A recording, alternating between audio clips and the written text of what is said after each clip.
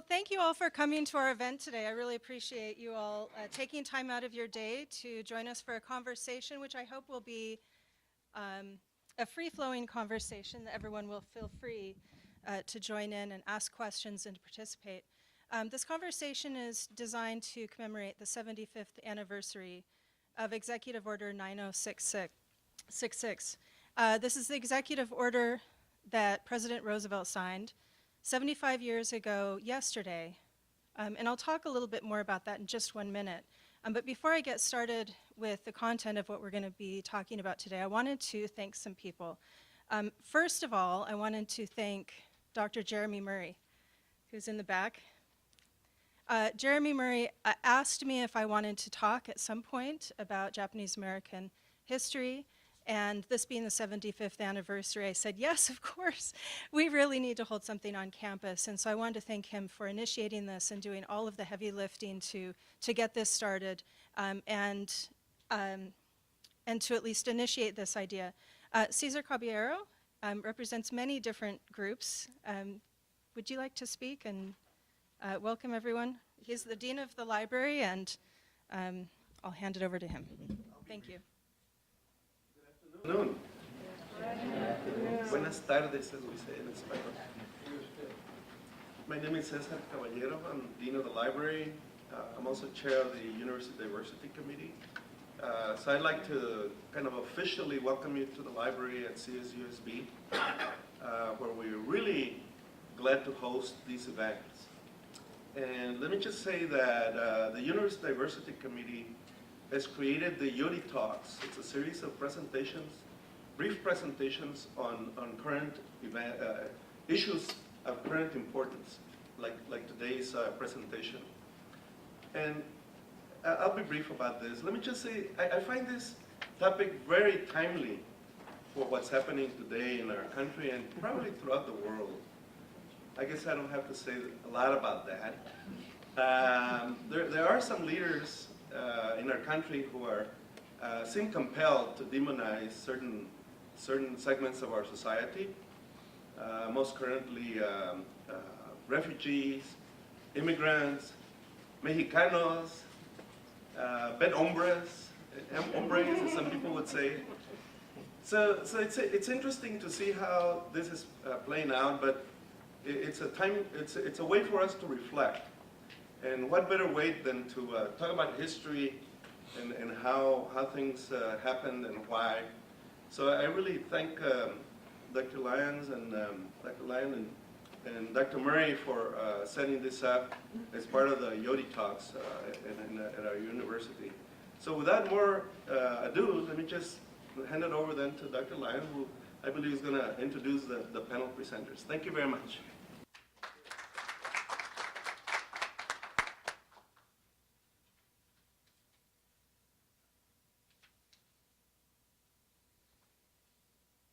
So let me first make just a couple of remarks about the importance of why we're here today, and then I'd like to present our panelists.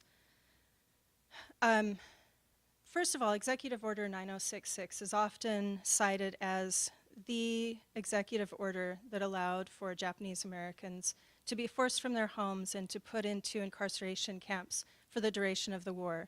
But it wasn't just one act that did this. The ideas behind it had been floating around for a very, very long time. There were laws that were passed throughout U.S. history that used race as a category for exclusion and for limited rights that we have forgotten, I think, in the post-World War II period. After the end of World War II, I think the world realized what it looks like when racism is taken to its extreme. And we have since developed what I would hope would be a common sensibility that those kinds of actions are not acceptable on any level, but we seem to continue to fight these battles, and they never go away entirely. Executive Order 9066 was the mechanism, and I've passed it around if you haven't received one already, a copy of the order. It was the mechanism that allowed the military to designate zones from which anyone could be excluded. This was written in this way in order to comply with the U.S. Constitution, which in 1868 had an amendment added which declared that all persons, regardless of citizenship, are owed due process under the law. In 1886, the Supreme Court ruled that this applied even to Chinese immigrants who at the time were excluded from immigration and citizenship by law. All persons were owed due process and equal protection. So we have this constitutional guarantee, and yet there were people seeking opportunities to strip Japanese Americans of US citizenship, find ways to deport all persons of Japanese ancestry, and in the absence of being able to do that, at least create concentration camps where all persons of Japanese ancestry could be held for the duration of the war. These ideas were being discussed in Congress as early as fall of 1941, well before Japan bombed Pearl Harbor. And in their conversations, as they were trying to make that law legal, one particular representative said, "Aren't we beating the devil around the bush? Don't we just simply want to imprison all people of Japanese ancestry?" On the twilight between war and peace, that is a very difficult thing for us to do, but I'm sure if war comes, new opportunities, new options will become available, and we saw that happen. The executive order was signed by President Roosevelt on February 19th, but many more actions had to take place after that. The military had to create the zones from which anyone could be excluded. Public laws had to be passed to allow the military to declare that all Japanese persons of Japanese ancestry, euphemistically called aliens and non-aliens, had to report for entry into assembly centers, and so on. Japanese American men who were of American birth and US citizenship were stripped of their right to serve in the military by being labeled enemy aliens and ineligible for service, and so on. So there were many, many different pieces to how it was in the first year of the war that Americans of Japanese ancestry and Japanese immigrant parents were stripped of their rights and were put into this unconstitutional situation. Today, the lesson of Japanese American history is wielded in a couple of different ways. Sometimes as a reminder of what was done in the past, and sometimes by people who say it was an unfortunate necessity of war that could be brought out again in times of extreme panic or in times of wartime necessity. And I would just urge everyone to be cautious of wartime necessity as a justification for illegal, unconstitutional acts.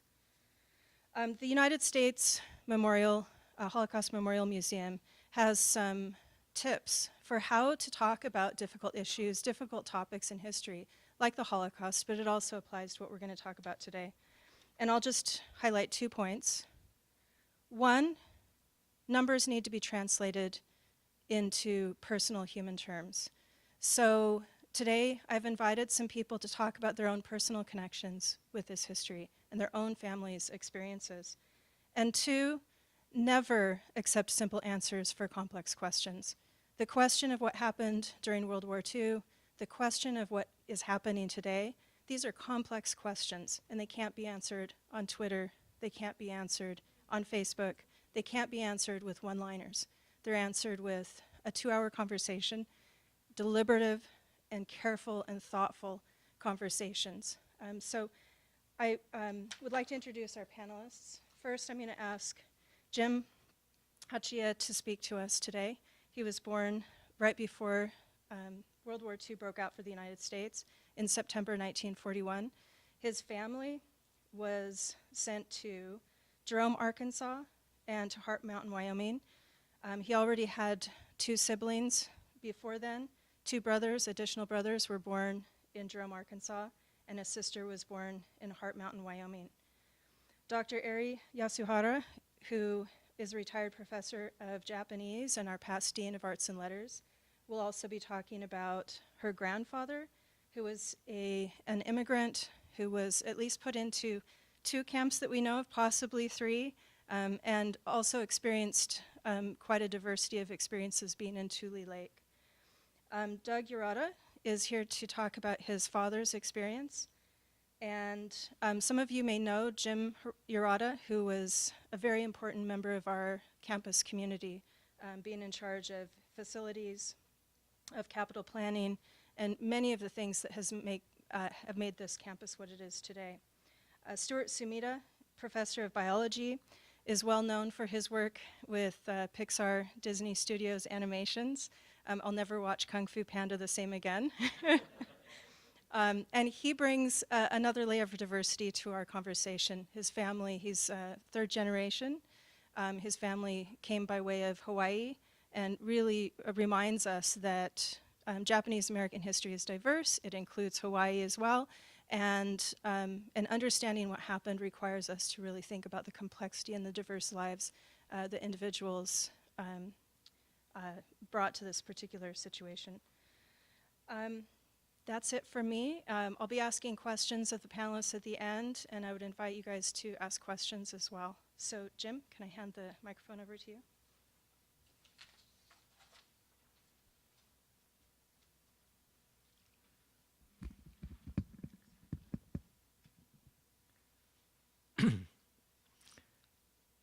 Good afternoon. My name is Jim Hachiya. I was born September 1941, December 7th, Pearl Harbor, February, Executive Order 9066 was signed, and shortly after that, my older brother and older sister, mother and father, were interned into the racetracks over here, Santa Anita. So we were there for a few months there before we were sent to Jerome, Arkansas. And in Jerome, I have two brothers that were born in Jerome, Kenji and Kiyoshi. And then we were sent to Heart Mountain, Wyoming, where my little sister, Mitsue, was born. And my mother was born in Signal Hill, California.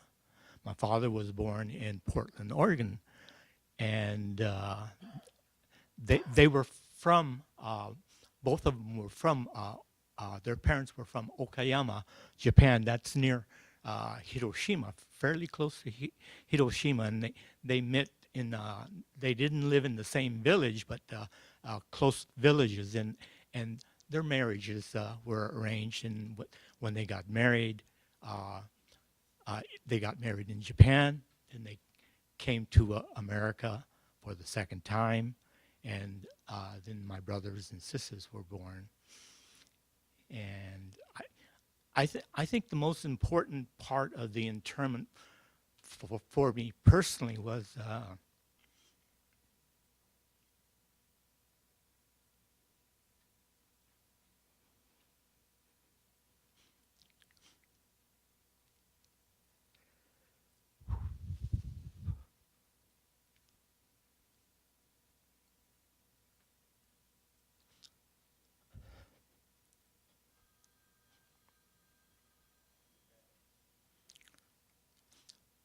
my mother and father.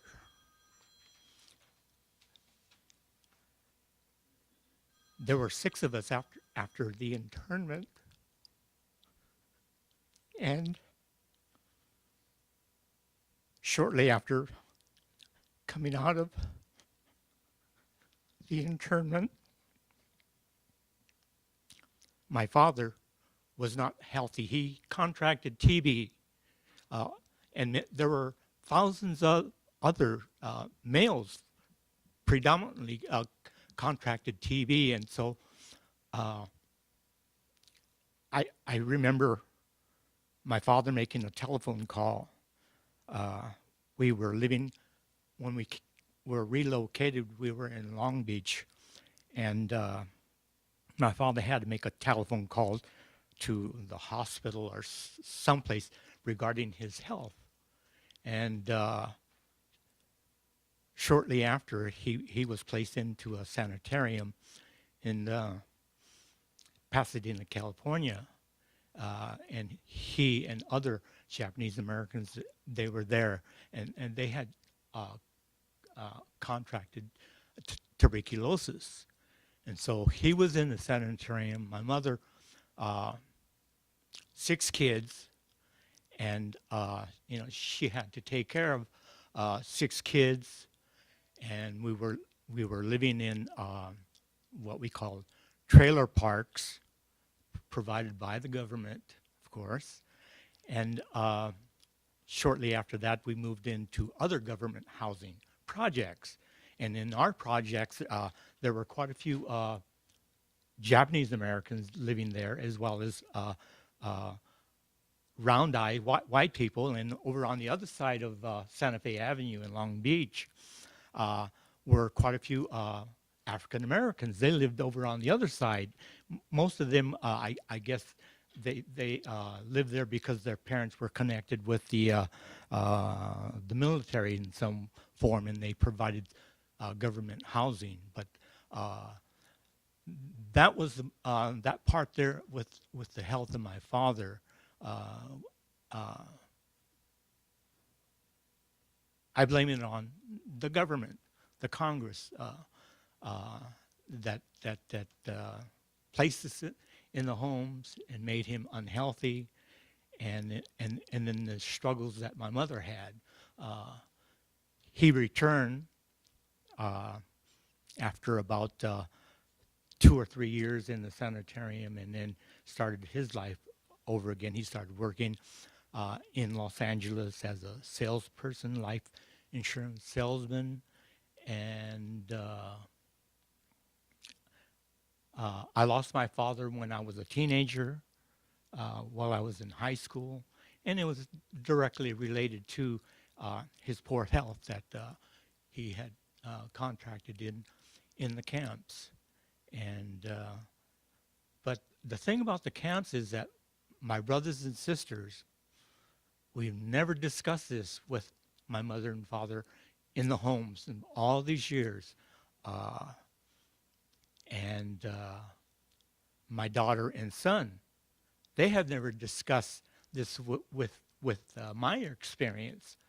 And it's why I'm not sure.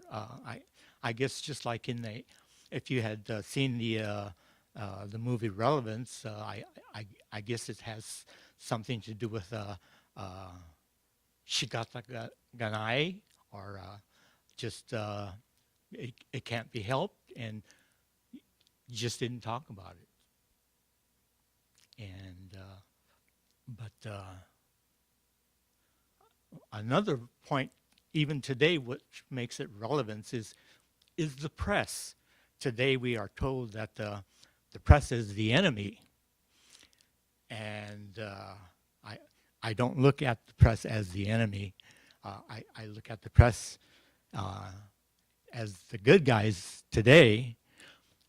But when I was born, at that time, the press, the LA Times, San Francisco Chronicle, they were the bad people because they were promoting internment and to gather all the Japanese Americans into the camps. And it's coming around in full circle with the another executive order by our President Trump banning the Muslim, and it's very, very relevant from what they did to the Japanese Americans 75 years ago compared to what they're doing today. And we must have a free, healthy press to continue that, history does not repeat itself. What happened to my mother and father and other Japanese Americans. Thank you.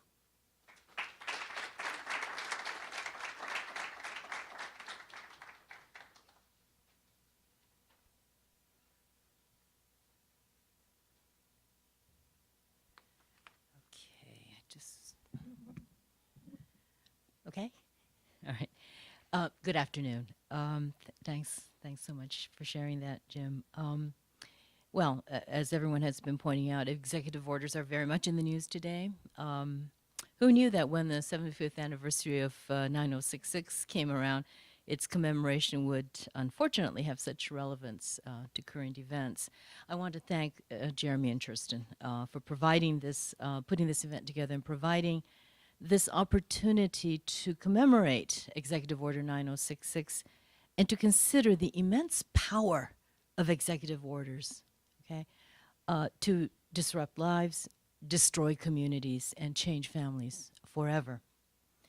I'm also reminded of another panel on which I spoke, one that was held on campus in 2001.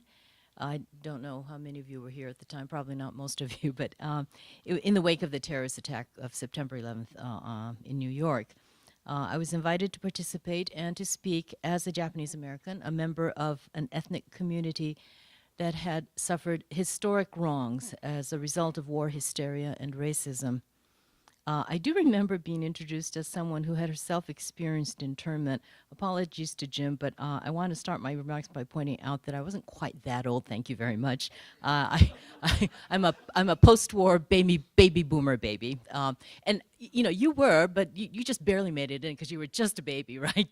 Just 2 months old or 3 months old. So, but I did have a close relative who was interned, my grandfather, my mother's father, named Matsutaro Fujita, and it's his life that I'd like to share with you today.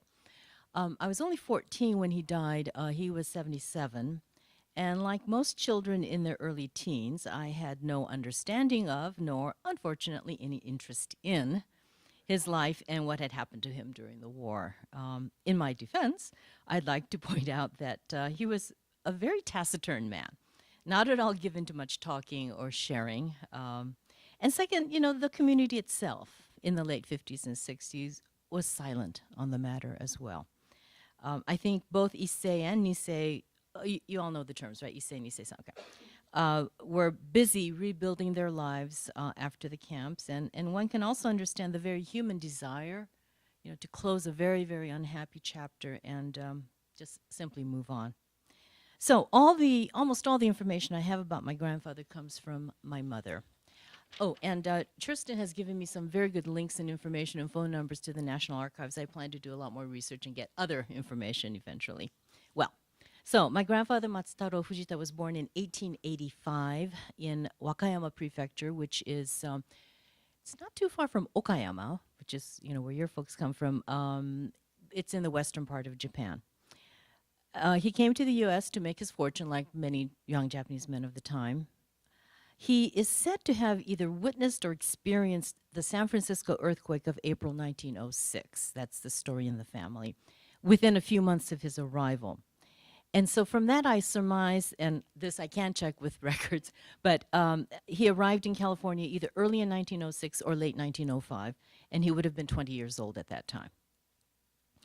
He was back in Japan in 1918. I don't know if that was his first trip back or he had been back before. He married my grandmother, Katsuno Matsumoto. They returned to Stockton, California, where my mother was born in December of 1918. It turns out my grandmother was pregnant with my mother during the voyage, which must have been really a lot of fun, I know. My grandfather was a laborer, okay, he worked primarily in agriculture, at least at the time, although he did a lot of different things. I believe he had some sort of supervisory or foreman type of job with some Mexican migrants. I think that's a possibility. There's a really interesting interface there between the two groups. And afterward, later, if there's more time, there's a really interesting story about my grandmother and tortillas that I'd love to tell later. They had 2 more children. Then in either 1923 or 24, my mother would have been about 5 and a half. My grandmother and her 3 children went back to Japan to live, with my grandfather staying here, working, sending them money, and then he went back to see them at least once, probably more often. I say at least once because a 4th daughter was born in 1931 or 32 in Japan, so there was at least one more visit, okay? There were probably several reasons for this separation. It was not at all unusual for Issei parents to send their U.S.-born children to Japan for both short and actually more often very long-term stays in order that they receive a Japanese education. They wanted to make sure of that, many Issei, and of course to get to know and bond with their Japanese relatives. Um, it happened more often, however, that the children were a little bit older than my mother and her sisters, and that they were sent by themselves, with the mother, staying behind to take care of the family over here. Um, in my grandfather's case, I think being a man, alone, even if married, made it, I think, much easier to go where the jobs were. Okay, there was this whole thing about you take a blanket and you can go anywhere, especially if you're a laborer.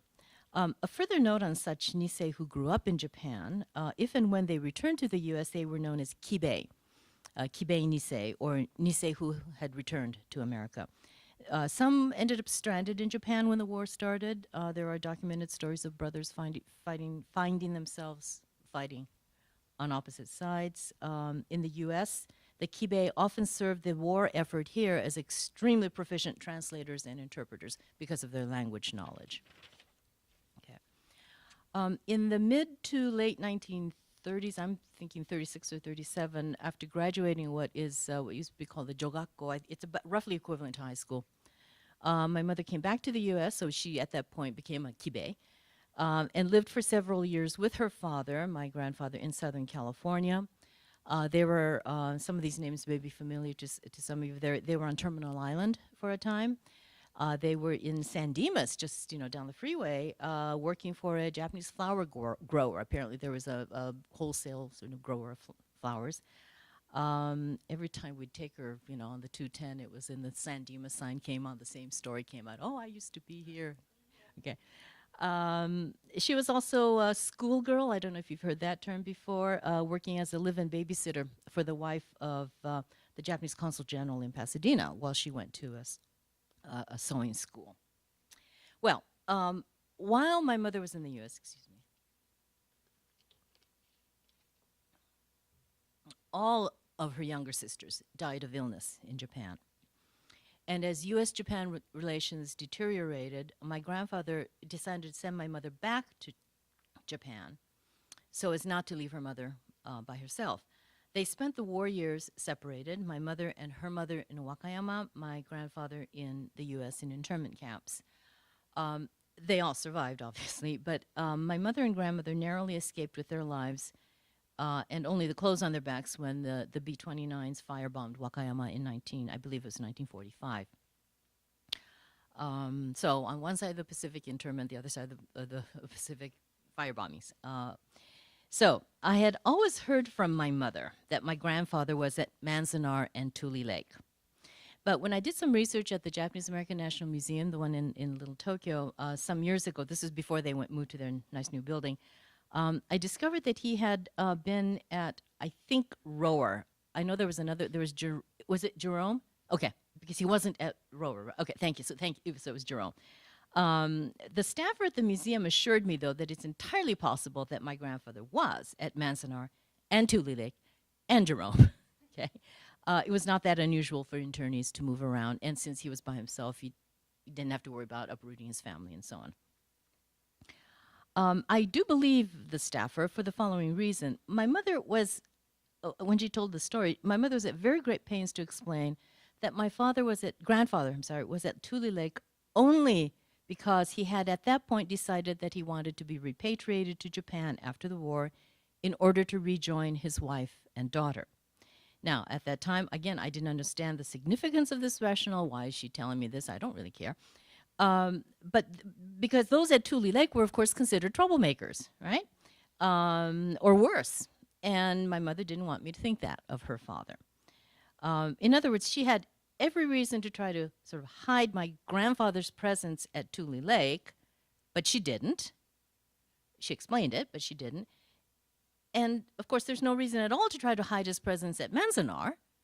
So if she says he was there, I believe he was there. So Manzanar it is.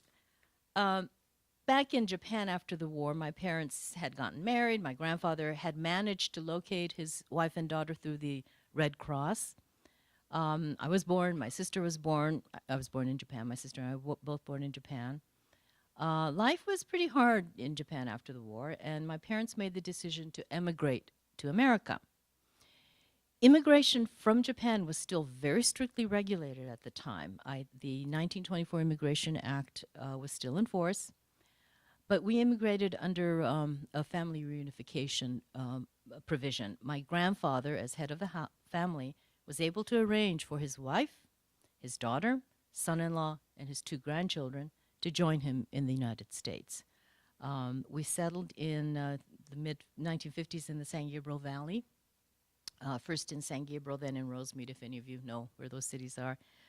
We spent a couple years up in Monterey as well. There's a couple of postscripts that I want to tell before I finish up, and then afterwards I'm sure Cherstin will, moderate some discussion about some other things. My grandfather, at the time of the war, was a member of the Salvation Army. He was a Christian at the time. And he had a Bible with him, a small Bible, during some kind of interview, whether it was the sort of intake interview at the first camps, that he had to go into, whether it was, I have no idea. But he told my mother, who then told me later, that when the officer or the official who was interviewing him saw the Bible, his attitude changed for the better. Okay? Bible. Christian. Oh, maybe not so bad enemy. I have no idea. But that was something that stuck in my memory. My grandfather was certain that it was the Bible that made that situation just a little easier. And then a final postscript, which is really quite ironic. Japanese nationals were not allowed to apply for citizenship, okay, until after the war. The 1952 McCarran-Walter Act did that. But my mother always said that my grandfather, at the first opportunity he had, he studied and he became a U.S. citizen. So that was a final, very interesting irony. Why don't I stop there and continue?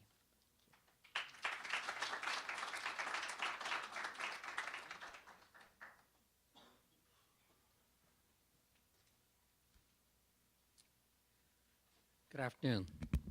Thank you for the opportunity to come out and make this presentation. I'm kind of carrying on from my father. My father used to give presentations about what he called internment or evacuation, the euphemisms that were used back in those days, all around San Bernardino to service clubs and classes and so on. So it's an honor to be able to carry on the tradition. So I thought I'd throw together some slides to give you maybe a little better visualization of what it is they went through in going into the internment. As you said, it was 75 years and one day ago that this happened. These 2 images are from the Poston internment camp where my parents were incarcerated in Poston, Arizona, near Parker, or near the Colorado River. Now, before the war, they had a pretty good life. This is my mom. She's the one on the, I think, on the next to the right. She's a twin. So you can tell. Her father was very successful, owned some restaurants in San Diego, and they built their own red tile adobe brick house in San Diego in a lousy area, but that's the only place they could get land. But they did have a nice house, and see, they did pretty well. That's my mom and her sister in kimonos when they were kids, and another photo of my mom when she's a little bit older. I really like this picture. And she was about 14 or 15 years old then. My parents met when my father and his family moved from Los Angeles to San Diego. Now, my father had gone to UCLA for a couple of years, but then he had to drop out because they were taking over my great-aunt's business in San Diego, so the whole family moved down there, and he dropped out of school. Now, this is Santa Anita Racetrack. So we're talking about where they assembled in Santa Anita. This is, you see the guards here, and you see them lining up. And what they went into were horse stables. As someone mentioned the other day, when they went in there, they said, this is for you, and it was a shovel. Because what we had to do was shovel out the manure out of the horse stables before they could move in. So if you can imagine that, that's what their conditions they had. From there, they went on trains, and sometimes even two they're in trains. They're blacked out. They had no idea where they're going, and they end up in all over the country, maybe in Jerome, Arkansas, or in Hart Mountain, Nebraska, and places like that. So there are 10 war relocation centers. That's what they were euphemistically called back in those days. And this is what they got into. This is Poston when they first started out. See the soldier patrolling the borders there. It was very hot, very dry, very dusty. They spent a lot of their times doing things like watering down the dust so it wouldn't go through all that. When I was born, I had asthma and whatever. I probably wouldn't have survived this condition just because, and a lot of instances that infants did not survive because of the horrendous, dust and the heat that happened in places like this. Now, Poston is in Arizona, so it's pretty consistently hot. Manzanar, probably the most well-known internment incarceration camp, is up in the Owens Valley. Gets very hot and very cold. So, you've seen pictures of that as well. This is typical of the inside of the barracks. They had some sheets and curtains hung up between, so families really had no privacy there at all. And anybody see the movie Allegiance? Okay, if you haven't seen it, if you get a chance to see it, if it ever comes out in theater again, see it. It's a play that was produced by George Takei, and it was done in Broadway. They did film it for broadcast. It's been done twice in the theaters on special occasions, and it's I hope it comes out on DVD at some point, but it's a really interesting way and also examines very carefully the very difficult decisions people made back in those days. I always tell people, I don't know what I would have done had I been alive and been an adult at that point. It's a very difficult thing to deal with. The Japanese Americans there, when they get bored, they get a little creative. You see there's a little miniature island and boats and things like that. And this is in Poston. And if you see a lot of these places, they did create gardens out of nothing. Actually, a lot of them had experience because they created farms out of nothing back in the day, like in the Central Valley. They used to dig through hardpan this deep to create the farms that they created back then. These are my parents. This is the closest you're going to see of a wedding picture because this is right after they were married. They met in San Diego, but they continued their romance into the camps, which I have no idea how that happened. And they got married in camp. My mom was 18, my dad was 22. So he kind of robbed the cradle a little bit. Okay, so during the internment, they were able to leave the camps as long as they went east. And so they had a work release. My dad ended up getting a commitment that he could live in the nice, balmy area of Milwaukee, Wisconsin. So going from one extreme to the other. Their idea of a refrigerator was a box nailed outside the window because that's how you kept food cold back then. And of course, as Cherstin said, that they were denied their American citizen rights. My dad tried to volunteer for the Army during the war, but from 1942 to 1943, they're classified 4C enemy aliens, and so he could not enlist. Of course, after they got there, got settled, my mom had my oldest sister, he got drafted. So he ended up going into the military intelligence service to train as a linguist. This is a picture of, on my father's side, that's my great aunt, whose business they took over in San Diego. My grandfather, my grandmother, who I knew. My grandfather, he passed away in camp. And his greatest regret was he had nothing to pass on to his sons, because that's a very traditional thing in Japanese. And that's my oldest sister there, and of course my mom. My father was allowed to come out of the military to go to his bedside while he was still sick, but they wouldn't let him back out to go to his funeral. And this is later on. Again, my grandmother, my mom, and her 3 children. My grandmother's 3 children. My dad, my aunt, and my uncle. Both of the men were in the military intelligence service. They served in the occupation after the war was over. So they kind of got in a little bit late. And that's my oldest sister. One thing about camp, and I use that term advisedly because that's how we all refer to it as. It was rather amusing. My wife is Korean American, but she kind of looks Japanese to a lot of people. So when we go to some place with a lot of older Japanese, they look at her and say, "What camp are your parents in?" And she says, "I went to a Korean kids camp. What are you talking about?" So, had to explain that, and go through that. But, this is camp. And camp really unified people for generations. This is 1994. How many years that was after the internment.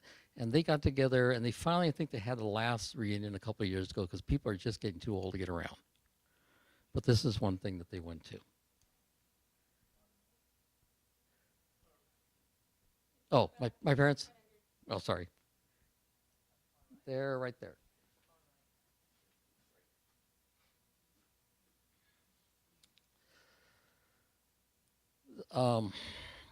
Is funny. 10 years after that is my parents' 60th anniversary, and they had a reunion in Las Vegas. And I snuck in there and surprised them and wished them a happy anniversary in front of the whole crowd there. It was a lot of fun. After the war, they came back to San Diego. This is Mary's lunch. This is Mary. That's my great aunt. Her real name was Isa Shimoda. And to her right is my grandmother, her sister.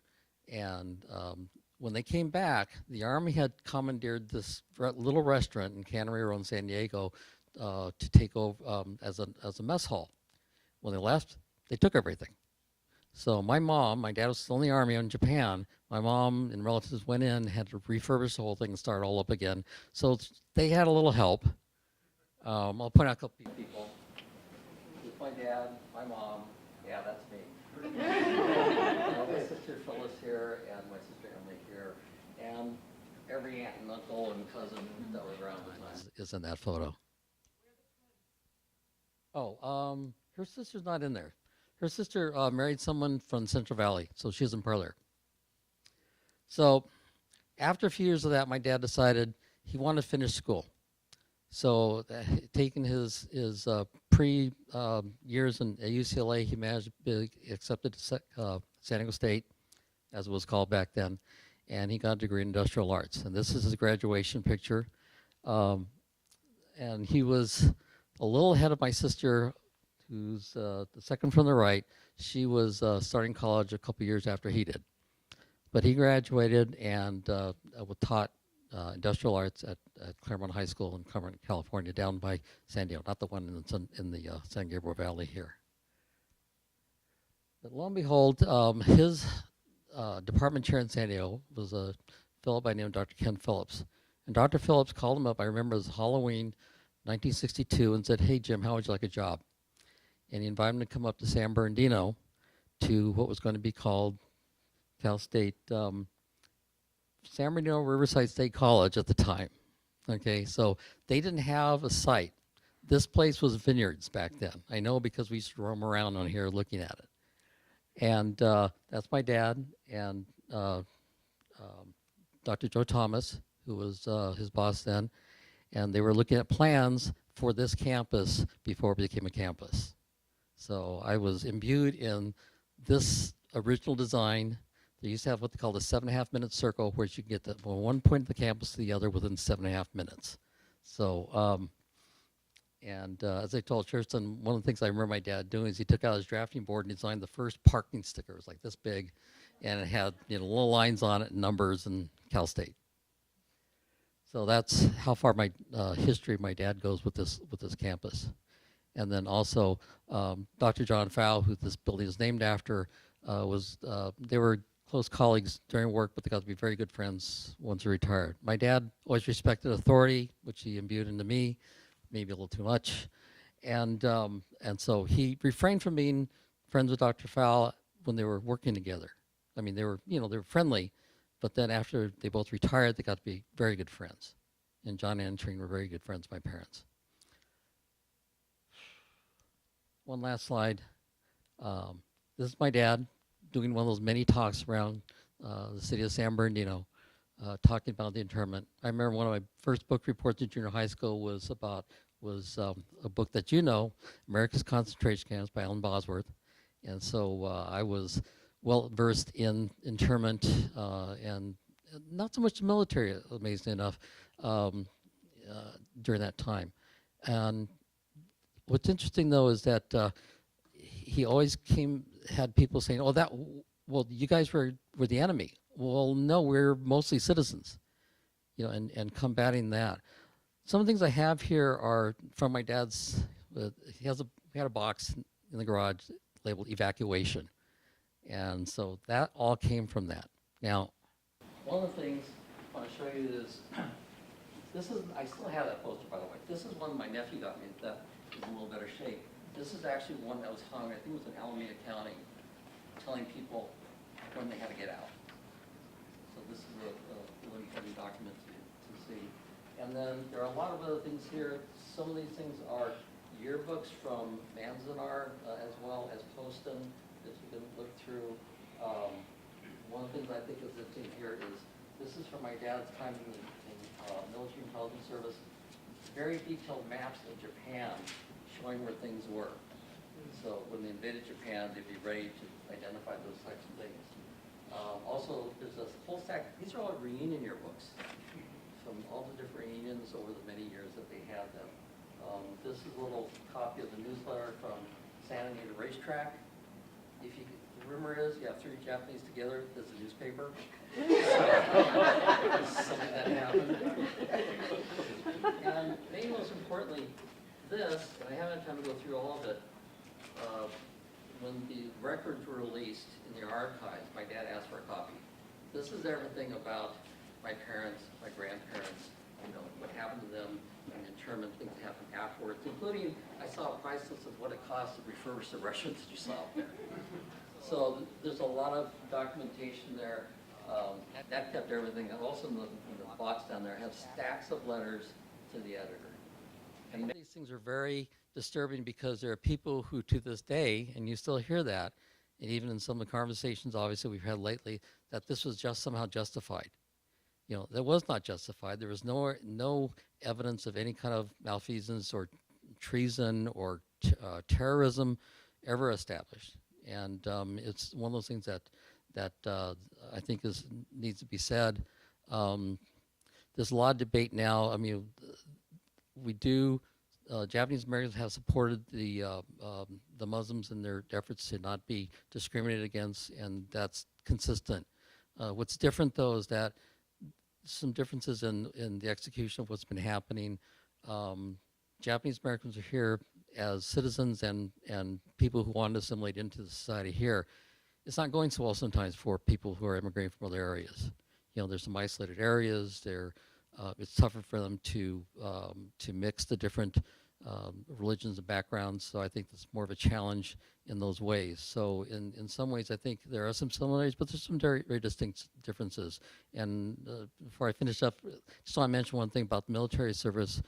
I'm also involved with a group called the Go for Broke National Education Foundation, which recognizes and tries to memorialize the work of the Nisei veterans in the 100th and 442nd Regimental Combat Team in Europe, the most highly decorated unit for its size and length of service in the history of the United States Army, 20 gold medals of honor, rather, and also the Military Intelligence Service, which is credited for shortening the war by a year and saving millions of lives in the Pacific.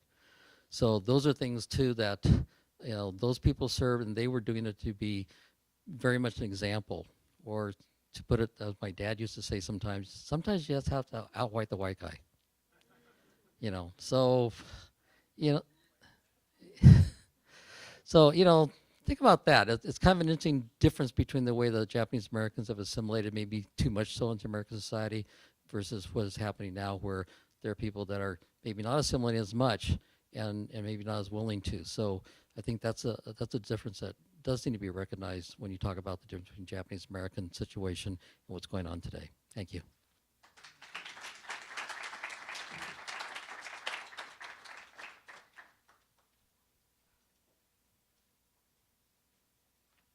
Well, thank you for coming today. I have to say first and foremost that it's an honor to get to join this group. I feel like an interloper in a way, but we do have a family story, and I appreciate Cherstin asking me to relate it to you because it's slightly different from the story we usually hear. For a long time we didn't hear the story, and it was unfortunate. But the story has become romanticized in some ways. The model minority,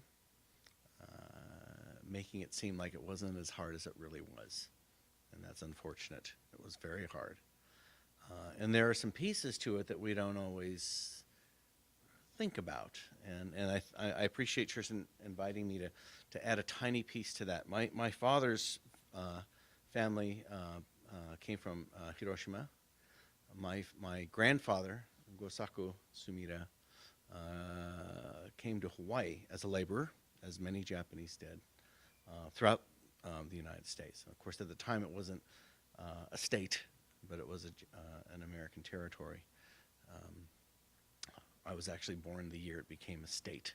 That was a big deal in our family, actually.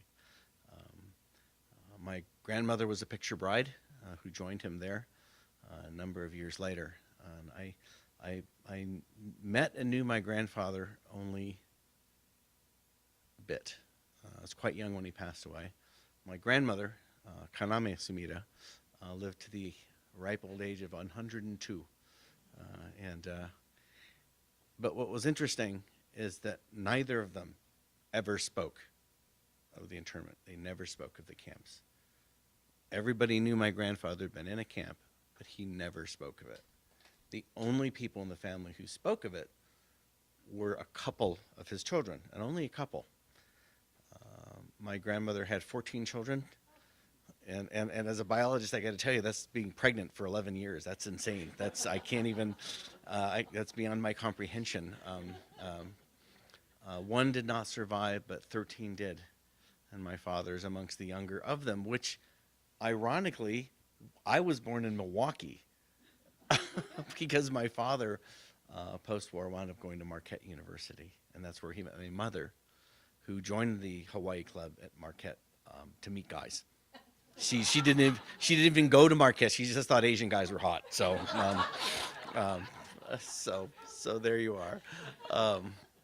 But it was interesting. Our families, as Doug mentioned to you, people didn't have. They might have a nice house, but it was never in a nice place. Our family's home was in the muck next to Pearl Harbor. It was sort of swampy and not very good land. There was another family right next door with the same name and utterly unrelated to us that did their best to run a watercress patch there. But my grandfather ran a gas station, which way back in the day was Flying A, before it became Phillips 66, before it became a variety of other things. My earliest recollection of visiting the family home, which is still in the same spot,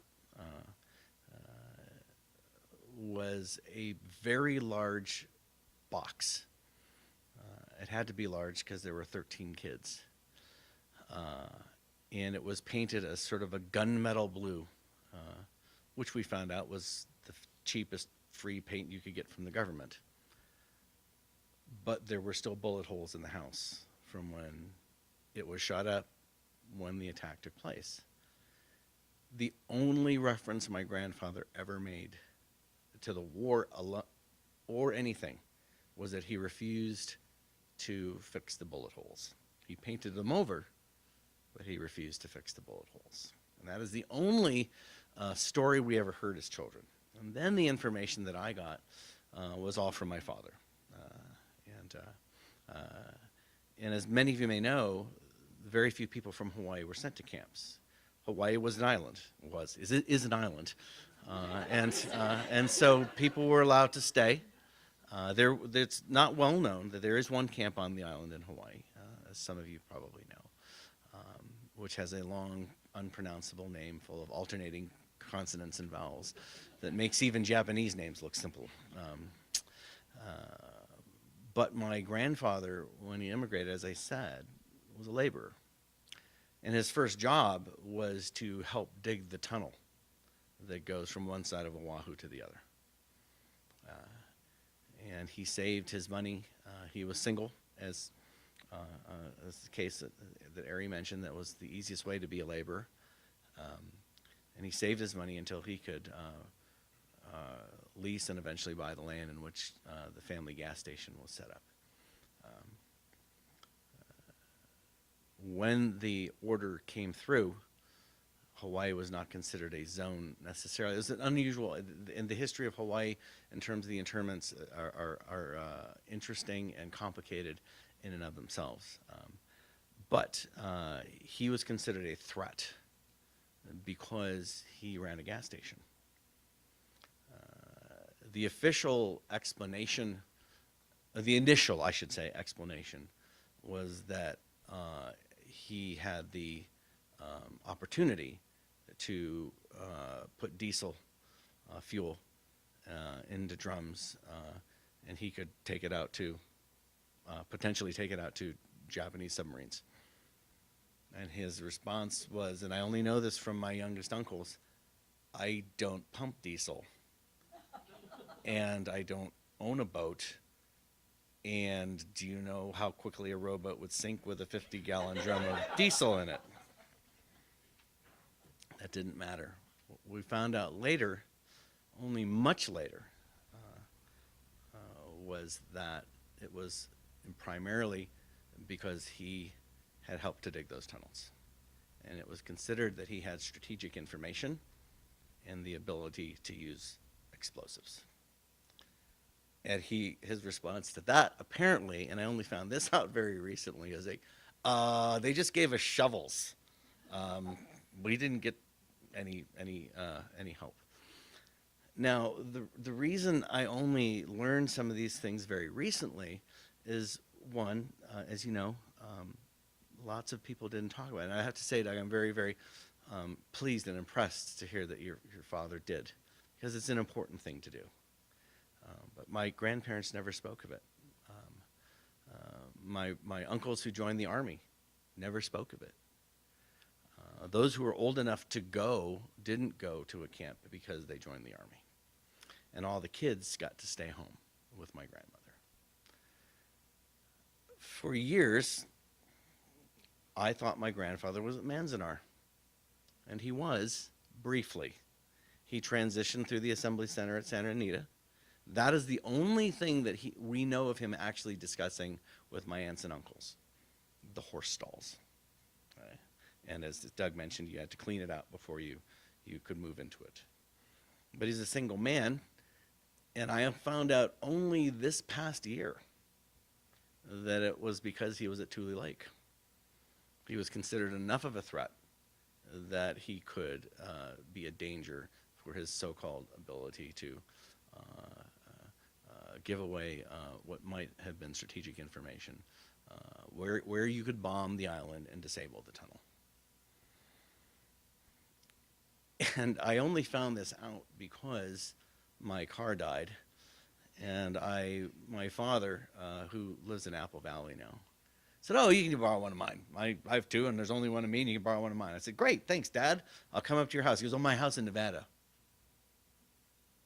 Oh, okay. Well, so we drove to Nevada over the holiday break, and he said, "Well, we should stop at Manzanar. They have a new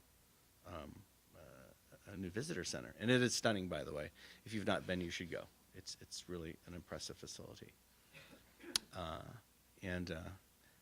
And while we were there, I said, "Well, where's his name on the wall?" He goes, "Oh, well, he was only here for a few weeks. He was at Tule Lake." I said, "The family has always been told that Ji-chung was at Manzanar." He goes, "Well, he was, briefly. But again, it was because there was this stigma attached to Tule Lake. And my grandparents' generation was a silent generation in many ways. They didn't want to speak about it. My father, for decades, couldn't bear to mention that either. And he's in his 80s now, and only now has he been able to bring himself to speak about it. And my father is almost stereotypical, and sort of stoic Asian father kind of person. But when you're trapped in a car with someone, you can pepper them with questions, and eventually they start to break down. And I finally got him to talk about it a little bit. And so it's important for us to remember that some of us have to say something. The Japanese Americans were always thought of as the sort of the model minority, the success is the best revenge kind of story. See, if you're quiet and you're good, you will eventually win. Perhaps, but things move at different paces right now. So I spoke to my dad and I asked him, I said, "Dad, you should really come and do this instead of me." No, I can't do it. You should do it. You're a college professor. Okay. So I bring his greetings, but I also would like to say that you can tell that it still hurts. You can tell that there's still deep emotion attached to it, and in some ways stigma, which is not fair. We think that over the decades people have acknowledged that it was wrong, but there are generations, a few Issei and many Nisei left, who still have a very difficult time talking about it. And I applaud those who do. And so it is, in my opinion, incumbent on those of us who feel that we can, that we should. So when Cherstin first invited me, I thought, I don't deserve to get to do this, but on the other hand, it is important that somebody do. And so I feel honored to be in the presence of the other people here today. So my family story is an interesting one. And it reminds us that there's much greater complexity to this story than we sometimes realize. It reminds me that it is very easy to raise our voices, but we have to be it in two ways. We have to say something when we feel something is wrong, but we also have to be patient and be willing to. We can't fizzle out quickly. One of the things that has impressed me immensely, that'll be the last thing I'll say before we open it up with Cherstin. The things that has impressed me immensely is, although my grandparents' generation and my father's generation have been very quiet, very sort of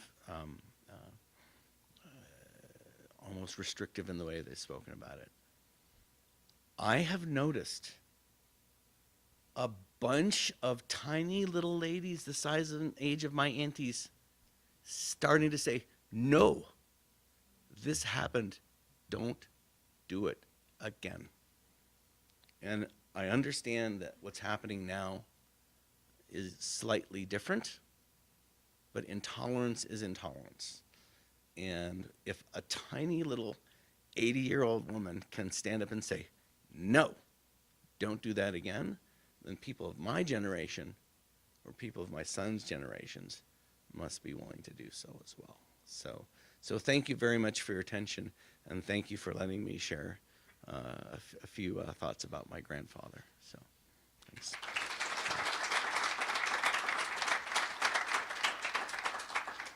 So, what questions do you have?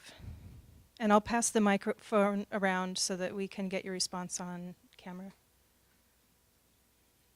In the back. I was going to say, what would happen to those who try to escape the camps? What would be the repercussions? Do you want me to answer? People were shot, even mostly not for trying to escape, but if someone got close. And in Topaz, someone did get close. There are competing stories about whether or not he was trying to get his dog, or if he was reaching through the fence to get something, or if he was actually quite a far distance from the fence, but he was shot in the back and killed. After that, the director of that camp, his response was to take away the bullets from the military to ensure that they would not kill anyone else in the future. So most of the places were located so far away from anywhere where you could get anywhere that escape wasn't really an issue. And a couple of years into the war, did anyone want to talk about personal stories? A couple of years into the war, people were able to get passes to leave. And also, in Manzanar in particular, it was kind of benign neglect. People would leave through the fence during the day or even for weeks at a time and go camping and fishing up in the Sierra Nevadas, and there was a fishing club and so on. So it wasn't something that people were too concerned about. If you go to the visitor center at Manzanar now, you can actually get T-shirts that say Manzanar Fishing Club. Yeah, so and there is a sense of humor too. So. Mary, you have a question? Yeah, I just want to thank the panel for what was a very emotional but very sober presentation. And I'm so moved by the fact that, that you're still so moved by this, and there's still so much hurt in the community surrounding this awful incident in our history. And just to underscore Stuart's point about talking about this, I teach a lot of students, as does Cherstin and Danny and several others, who teach on this topic, on the topic of otherness and inequality. And I'm just always so blown away by the fact that my students know more about the Holocaust than they do about these things that happened in this country. And it's not that they shouldn't know about the Holocaust, but we should also recognize that we did some really bad things and that we need to acknowledge those things, because if we don't acknowledge them, they will happen again, as we have seen in our country. So does anyone have any thoughts on the $20,000 that was given to the survivors of the camps? I received my $20,000 in 1991 or thereabouts. And the sad thing about the $20,000 is that most of the people did not receive the $20,000 because they had passed away.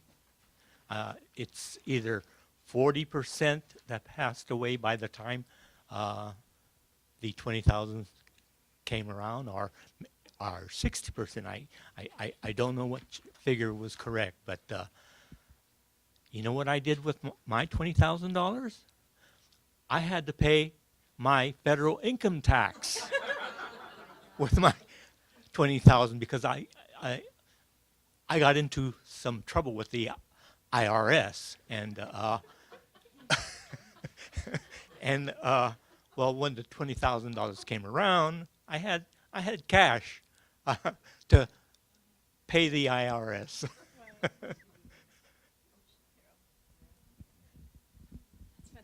This is a photocopy of my parents' checks.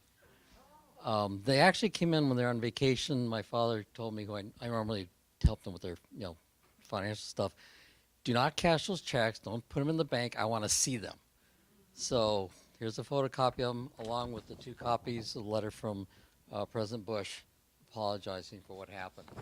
So it's a very big thing for my family. Thank you, Mary.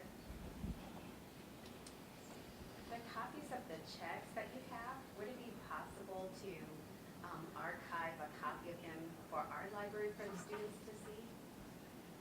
Or is that too personal? Hopefully no social security numbers are on them. No, I was looking at that. Let me look into it. I'm not sure if that's legal or not, so we'll find out. Yeah, because I grew up part of my childhood in Hawaii on the island of Oahu. And as a grade school student, I didn't even know that had happened. And yes, part of the history is that the bullet holes remain, even on Hickam Air Force Base. But now this is 2017. Do you know if the students are learning more about the encampments from K through 12?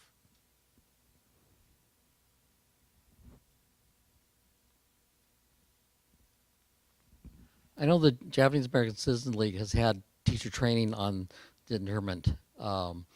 That's been there at the California, I can't remember what it sounds, Legal Education Fund, CLEF grant. Civil Liberties. And I know it's a silent P in there, isn't there? So what happened is that they created materials that they've done teacher training, but I don't think it's very widespread. You would know that more than me. I spent my public education here in California, in Long Beach, California, and from kindergarten all the way through high school, never heard of what had happened to the Japanese Americans from my teachers. I have been teaching public schools for 34 years in California and up in Northern California in Berkeley.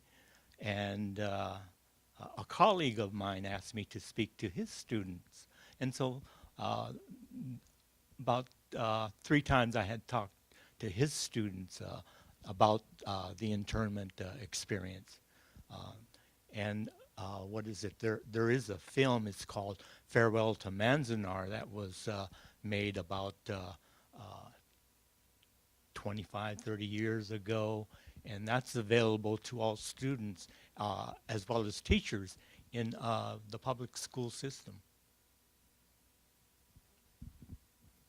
One other thing, there was an anecdote I read recently when I was doing some of the background on this, and there was a student at a school, I think it was in the Midwest, and she wrote a paper about her family, about what happened during the war, and there's a picture of her grade on that paper. It's a big fat red F, and said, "This never happened, come see me after class." That's how much, you know, that is not known even by professors at a university. I don't recall anymore how many years ago it was. I think maybe 8. I was asked to join a grant for the state of California to revisit our history standards and to beef up the sections that would include Japanese American internment. There is only one place in the standards for students in California where they could encounter Japanese American internment. I believe it's in 10th grade. Is that U.S. history? And it's under World War II, and there's just the option to talk about particularly the military and their contributions to the war effort, and just a slight opportunity to talk about Japanese American internment. So it's not a guarantee, and it's lucky if students get the material. What about the new ethnic studies requirement? Is that what you're talking about? No, just the history and social studies standards. And of course, those are being revised right now, so I haven't seen the new version. Yeah, good question. Yes. My sons are younger than high school. Well, one's in high school now.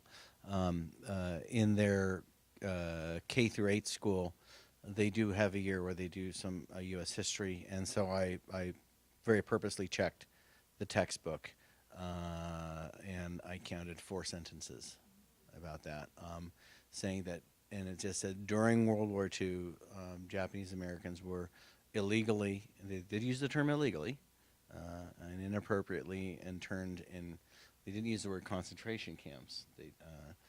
They used the word relocation camps. And that it was, in the last sentence, is that it is one of the great controversial mistakes of American history. Now, to their credit, of those 4 sentences, one said it was a bad thing. But it only got 4 sentences. And why was the term internment in quotes in the flyer? Is it because it's controversial to call it? I did that because internment is a legal category, and 1,200 individuals were picked up by the FBI immediately following the bombing of Pearl Harbor, and they were processed through the Department of Justice into legal internment camps. That was not what most people experienced. There is due process involved. People have to have charges or some kind of evidence against them, and it's only something that's done for people who are citizens of countries against which we are at war. So this is a wartime procedure or legal category. The reason why I use internment still in the flyer is because that's usually what people know. That's the most common language, and so if we talked about the incarceration experience, people might not immediately know what we were talking about. So it's still useful, it's still used quite frequently, but it's extremely problematic because that is a legal category that was used for people. What? The language that's typically used, and I have to say I sat in a room with scholars and we talked about this for an hour, even though we all pretty much knew what our answers were. Forced removal and incarceration. A benign term that the National Park Service uses is confinement. But sick people are confined. Other people talk about detention, and people say that's what you get for being bad in school. So that the problem with it was the lack of any kind of legal termination or any kind of official terminology is not even available. There were signs that called the camps prison camps. Eleanor Roosevelt called them concentration camps. So there are many, many different words used. And there's a lot of publications. You can type in words matter, and there are a couple of people who have published on this. Roger Daniels is one of them, talking about what he considers to be the preferred terminology. You mentioned the Park Service, and I know you won't toot your own horn, but you've done amazing work with our History Club in terms of partnering with the Manzanar National Historic Site. And so also along with this idea of terminology and what kind of language is used, tracking your relationship with Manzanar and how, as a representative of the government, Manzanar has the National Historic Site and the National Park Services has grappled with this issue. Have you seen changes over the past 10 years or so, for the better, for the worse, in terms of the kind of languages the language that's being used and the staff there, your relationship with them? So I work with Manzanar, the History Club. How many of you guys have been on the digs? So our students go and participate in the public archaeology programs. Any of you are welcome to come over spring break the first weekend. The students are going back for a 5th year in a row to help clear out some of the archaeological features. And we work alongside community members. Japanese Americans from LA come, lots of family members whose relatives were in camp and so on. The thing that I've noticed the most is they're talking about Tule Lake, they're talking about the loyalty questionnaire, they're talking about the draft resistance, the new exhibition in the barracks talk about this issue and how difficult it was. And then they have a brand new exhibition that I haven't seen yet, a demonstration latrine, the women's latrine in Block 14, is now available for people to go through. So. I'll walk it back.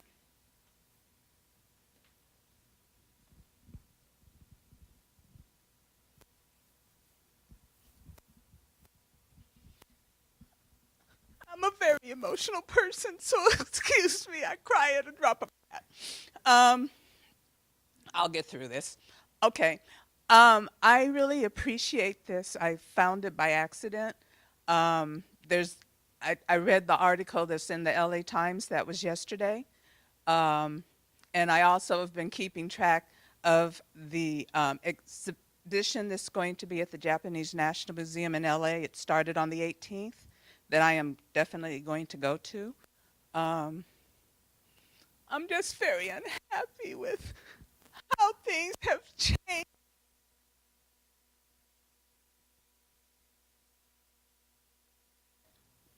So just think about my father and how hard it was for him to get into the service during World War II. So my focus a lot of times was on the experiences that he had, which he never talks about.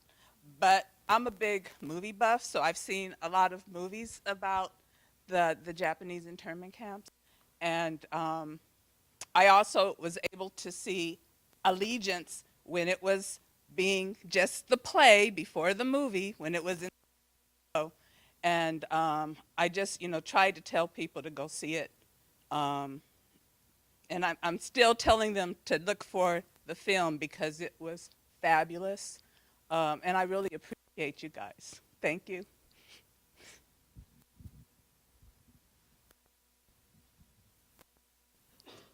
Thank you and I'm very sorry I'm late just because of an emergency happened, but I was really looking forward to see it from the beginning, and hopefully I'll see it on the tape. I wanted to share one thought, but also express gratitude. After 9/11, the Muslim community was outreached by the Japanese community because then Attorney Ashcroft had identified, I think, about 300 parks in the United States where they could wrap up the Muslims. And there was a map. It was one of these maps that was leaked. One of them was in Glendale. And I still remember one of the first calls the Muslim community received was from the Japanese community saying, we are going to fund you, we are going to support you, and we're not going to let it happen again. So for this, I feel very gratitude and respect.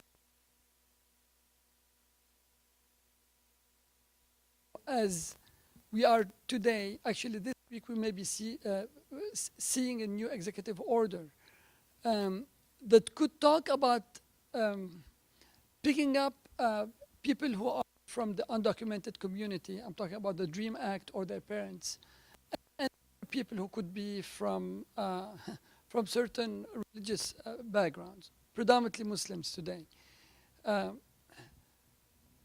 It's very sad that we have a faculty on our campus, and I'm sure we may have more than a faculty, and we have a lot of students who don't know if they're going to make it home on that day, or they don't know if they're going to see their parents. And we are today in 2017. One of the faculty said, Danny, I cannot even put my parents, who are also undocumented, on my bank account, but I don't know if I'm picked up or my parents are picked up, who is my property going to go to, because I may end up being shipped to another country. It's sad that today, having learned from what happened to the Japanese, some people are planning to what might happen, the worst. So I'm going back to the panel and say, is there anything you can tell us that we can learn, and so that we can really think of alternative choices, because these are on the minds of many people, including naturalized citizens. I don't know if you've learned, not only illegal people or people who are who are residents, but even naturalized citizens could have their citizenship stripped based on any document that could be held in secret places where they cannot know why they have been picked up.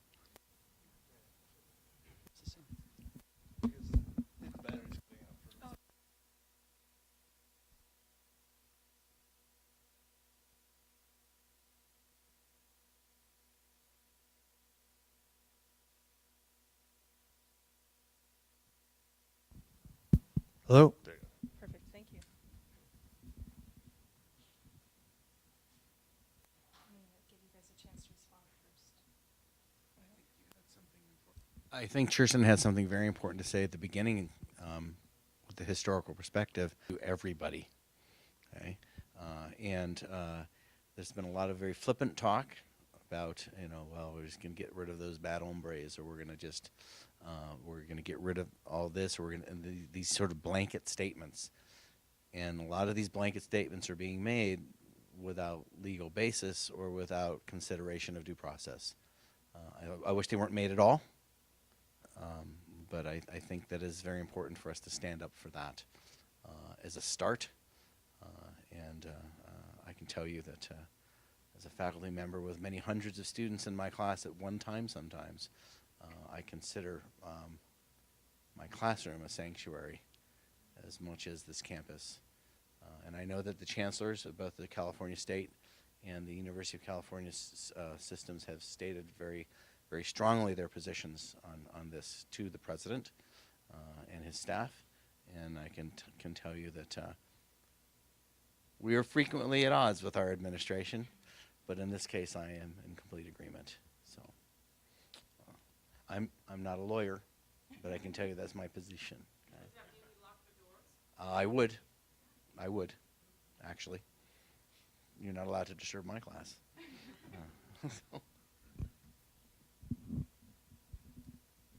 Yes, thank you for bringing us back into today. It's just extraordinary what's happening, and I mean, I've lived in this country, but I'm a naturalized citizen. I'm not a native born. I'm married to a man who's still a Japanese national. Okay, he has permanent residency, but at a time when none of that seems to matter, depending on the particular group you're a member of, and so Japan seems to be okay right now, but who knows, right? We've actually had a semi-serious conversation, my husband and I. Maybe we don't go to Japan for a while, because I don't know if he'll be able to get back in, depending on the whims of, the winds. So it really does have resonance today.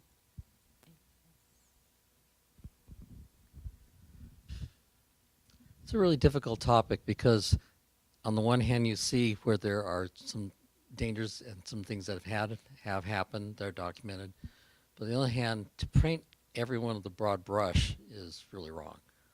So I think they need to be more specific about what they're after. If there's really something that can be documented, then that's something to look at. in the case of Japanese Americans, there were no documented cases of espionage or treason or anything like that. So that was totally off the table on that one. And to, now the problem is you have a lot of people who are taking what's being said in 140 characters or less, that they're taking it to the extreme, that they're justified in being racist. And that's ridiculous. One of the communities I feel the most troubled for is the Sikh community. I mean, they're always identified because of the turbans that they wear, and they're the most peaceful people anywhere. I thought it was interesting that in Northern California, in this community of Oroville, which is probably about as far right as you can imagine, that particular area. I went to college in Chico, so I know from a little experience there, that the Sikh temples were opening their doors to the people from that community, which I thought was amazing, and I thought was really great. So, those types of things are examples that I think people need to realize, no, not everybody's automatically a bad guy just because of where they came from. You need to look at those people and see what they're doing, and, and accept that things are different. We're all immigrants at some point, and that, you have to take everything in a measured way, to constantly go back. There was a book by a conservative person talking about defensive internment several years ago. I would not buy the book. I actually stood in a bookstore for about an hour and read through it. So I went out to buy the thing.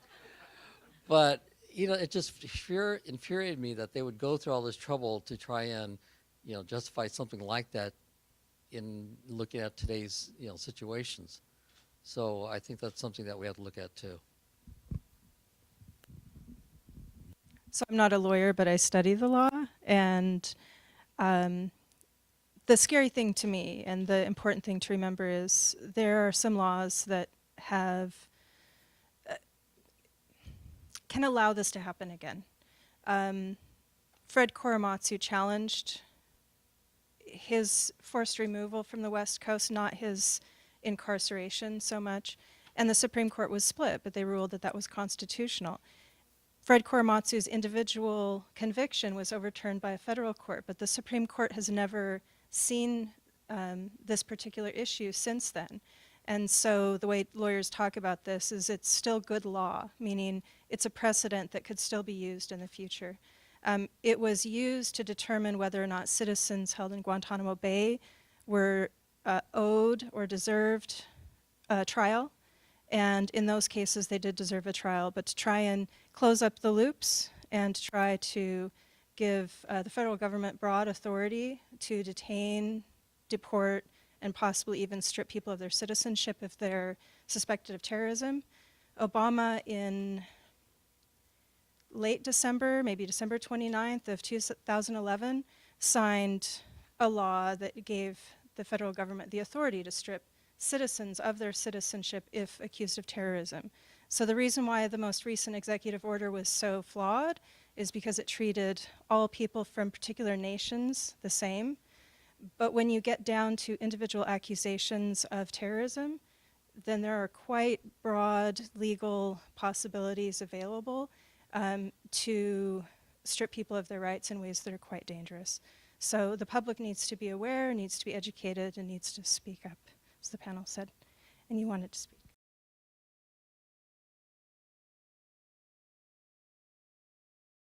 Say that I was 13 years old in Phoenix when the internments came about, the relocations. And my father, well, there was a town of about 60,000 people then, so we had lots of desert to put buildings in. In fact, we had German prisoners as well. But anyway, my father was a salesman for a automobile parts store, and he made weekly trips to 2 of the relocation centers. And he, third hand, he told me of their stoicism and their patriotism and their work ethic. And yet nobody, until I played golf with your dad, nobody talked about those. and you all prove it too. I thought, yeah, it's strange. But walking the golf course with Jim, I talked about my third-hand observations and his time there. And it was very interesting. Thank you very much.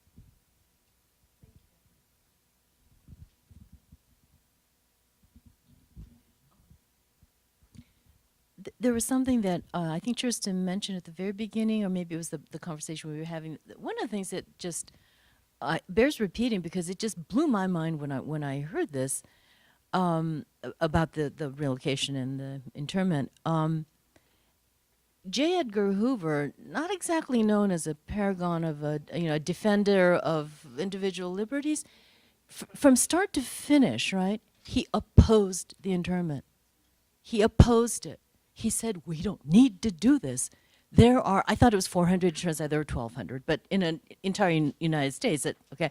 That included Italian nationals. Oh, okay, okay. So maybe 400 or 500 Japanese nationals that they were keeping an eye on, okay? And they already had those guys. So he said none of this was necessary.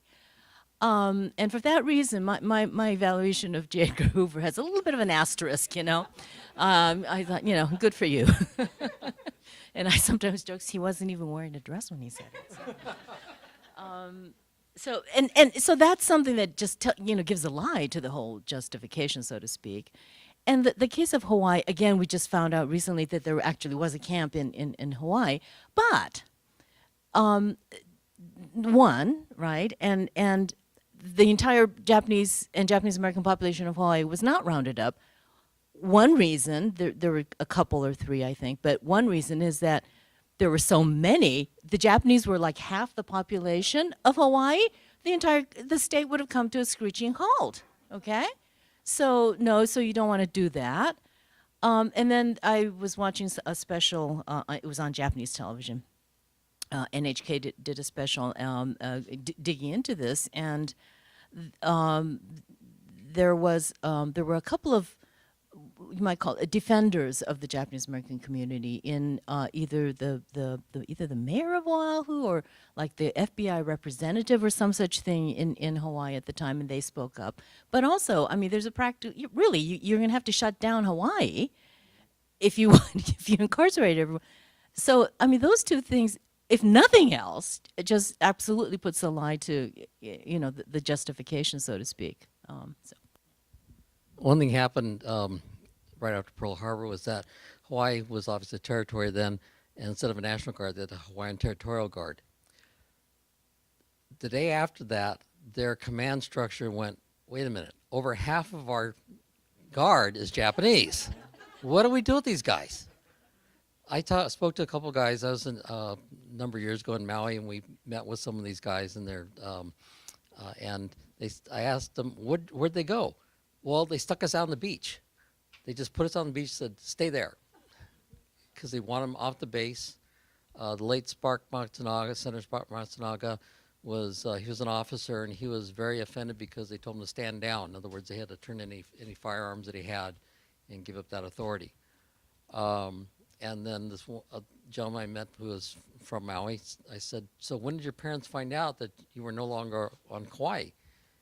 When they got a letter from me from Wisconsin, because they put them on the SS Maui. Next thing they knew, they were in Oakland. They were put on a train with the shades drawn. They ended up in Wisconsin, and they stayed there training and retraining for well over a year before they were allowed to go into battle. And they were the original 100th Battalion of the 442nd. And their story is legendary. But it's amazing because that's really what happened. They couldn't shut down anything, and they had all these guys that were all Japanese American, and they really didn't know what to do with them. But they went on, and they really proved themselves in Europe. I wanted to give a shout out, by the way, to the Park Service. If you don't know, in the past, I don't know, was it 5 to 10 years, I guess, the Park Service has done actually quite a lot of work making sure that a lot of these locations are being recognized. And in fact, the archaeologist from Manzanar just went to Hawaii to help establish the national monument there with his experience, having worked Manzanar. And so there's a domino effect that's beginning to happen with the different locations from all the different assembly centers and relocation camps, so that there's at least a physical public presence acknowledging some of these places. Unfortunately, many of them are quite remote, and so it's not easy to visit them. But it's I mean, obviously Cherstin and their students are doing so, which is great. But it's one of those things where it's I love the National Park Service and national monuments and so on. So it's another one of those institutions that is, however, weirdly under siege. Because, oh well, I mean, if somebody established a national monument in the last 8 years, it must be a bad thing, and so so there's funding is being retracted for some of these places. So, but fortunately, some of them have had enough infrastructure put in place that it's going to be tough to remove them. So that's one thing, and then as Ari said, the entire state of Hawaii would have ground to a halt. Well, you know what? If we start talking about losing immigrants, the state of California is going to grind to a halt. And by the way, broccoli in the Midwest will cost $8 a pound, right? So, we have some power, I think. We have a voice, and it might be economic. We'll have to see. So I mentioned, besides Manzanar is an example of what can be done. A camp that really hasn't been done much with is Tule Lake, and you know there's a lot of effort going on there. That whole area, it's in the northeast corner of California, which is admittedly, I think, a very racist area. There, when they would go back there to try and do ceremonies, this one guy in a crop duster would buzz their ceremonies so they couldn't do anything, until they left. Other things happened. The cemetery is there. Evidently, there's a big hole in the ground where the cemetery was. After the camp was dissolved and the cemetery is still there, they used that for fill. They dug it up and just dumped it, so there's parts of people everywhere in that area used for fill. I mean, can you imagine if that had been done with the Native American community or any other community? That had been an outrage, but it wasn't for them. So there's a lot of things that happen in places like that we really don't hear about, but they're trying to establish that. And what is the name of the act? It's like it's got a really funny name. The National Park something act. No, it was something else. I'll have to look it up. But anyway. So Tule Lake was just recently added to the National Park Service, so they're going through a review process. If any of you want to make comments about what the interpretation plan should be, they're accepting comments at this time. And the camp in Hawaii was recently made a National Historic Landmark, and so it also is under the purview of the national parks now. Do you follow Jeff Burton on Facebook? Is that how you found out, or? No. Oh, cool. So that's great. Jeff Burton and Mary Farrell are both archaeologists, and they did all of the survey work for that particular site. But they were just recently there, and their friends were saying, how many more sites are you going to find? Because they were visiting not just the formal campsites, but the informal jails, and at least, I counted at least 6 separate sites beyond the one that we know of, these tiny little cells that people were put in temporarily until they could be transferred to the more formal camps. So they're doing really important work right now. World War II Valor in the Pacific National Monument. To which we said that's going to be a really hard thing to interpret. Renunciation of citizenship, repatriation requests, no respondents, and so on when the name of your site is the Valor in the Pacific at Tule Lake. Yeah, that's good, thanks. Any other questions? Heather will let you take the last question, and then we'll let you all comment, say the last things you want to say. I just wanted to say thank you for all of your presentations. One of the recurring themes that I've noticed is this silence. And so I'm wondering, now that we're discussing the National Park Service and all of that, is there anything besides, say, monuments or any sort of avenues that we could take with the youth or just the general public that would raise the awareness of this unfortunate circumstance that happened?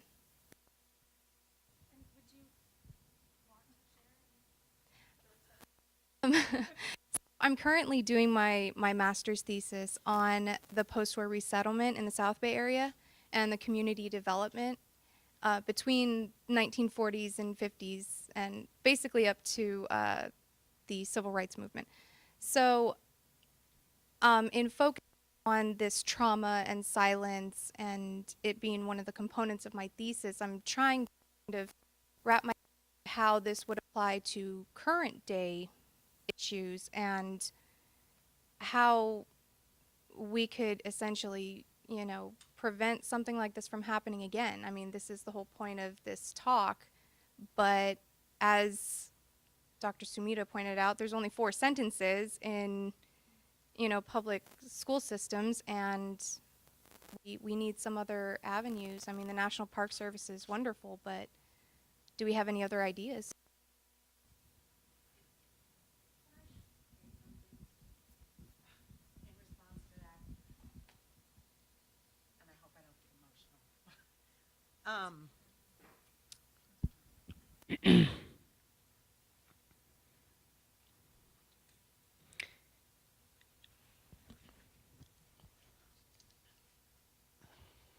I have so much to say, always.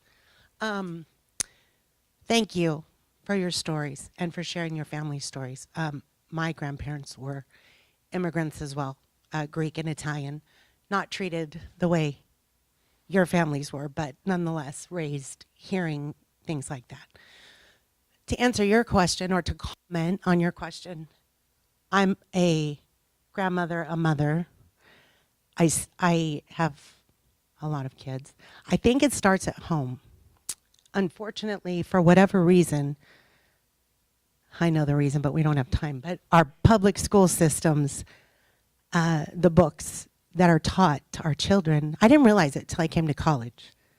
It blows my mind, the ignorance and what our kids are taught in elementary and high school. Our government is so afraid to admit the issues that they've caused and the harm that they've caused to people. And yes, that happens all over the world, but it starts at home, because I still have an 8-year-old and I'll tell her all the time, that's not what really happened. That's not what really happened.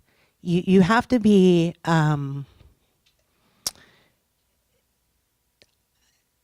empathetic and educate and research. And unfortunately, like you said, up in Thule,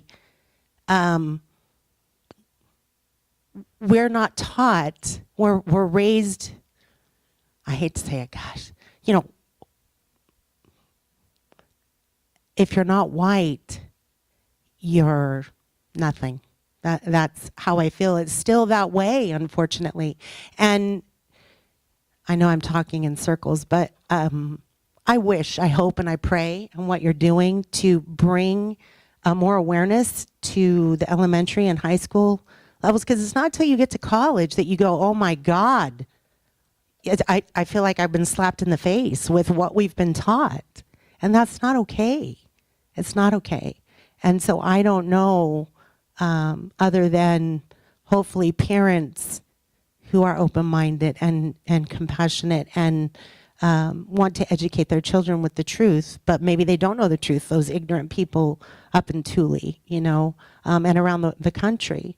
So I just wanted to comment on that because I think it's so important, and I get so frustrated when I have to correct my kids and what they're being taught in school that it's not true and correct. So sorry, I'll just sit here and rant forever, but yeah. So, you know, I'm sorry. I'm a university professor. I'm used to yelling. So first of all, I think we're making a start, right? If you look at this room, it's very diverse. I have to say it's very means a lot to me to see Mary Texera here. We came to Cal State the same year. We went through faculty advising and orientation the same year, and people like Danny and all the other people who are here today.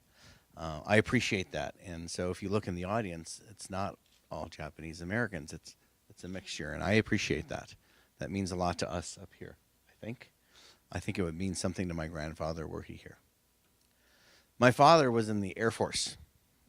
And you know, oh my gosh, when I drove up to Nevada with him, he was going 85. He got pulled over twice, and he never got a ticket. And both the Nevada and the California Highway Patrolman said to him, "By the way, sir, thank you for your service." Right? How many people who were incarcerated had family members who were in the service? And you know the story of the 442nd, the most decorated battalion in the history of the country. No one would hesitate to say to those people, "Thank you for your service," ever. And they would do so with pride. So what we need to start doing at the places, and I was at the Rose Bowl, and the jets flew over, and they asked all the veterans to stand. And I saw old men saluting with tears. We need to start saying, "Thank you for your service, and if this happened to you, for your sacrifice."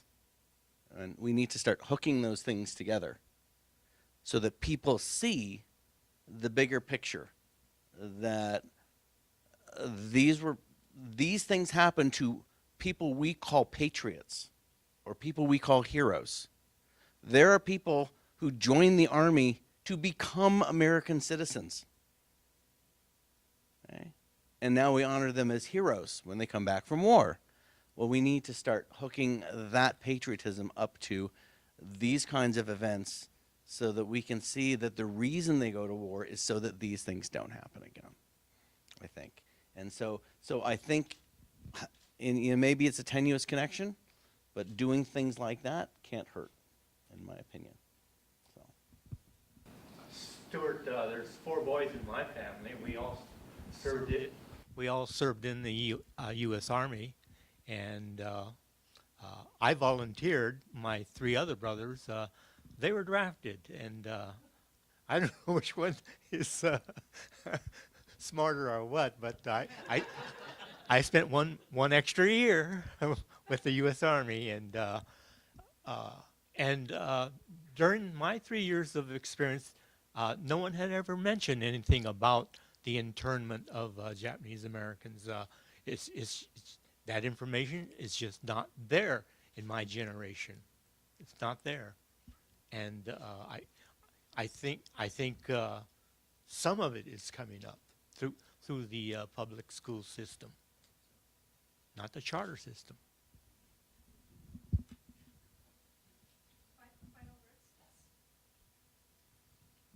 Thank you.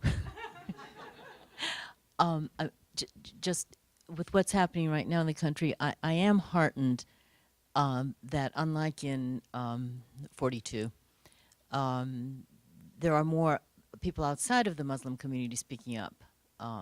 Okay, I think our community did have defenders, but they were very few and far between, and it was like one sort of principled person standing up here and another. But it's a little bit more of a movement, a resistance movement, I guess some people are calling it. So that part, I'm a little bit more heartened by, but it's still so scary. 75 years later, we may be right back, in the same place. So.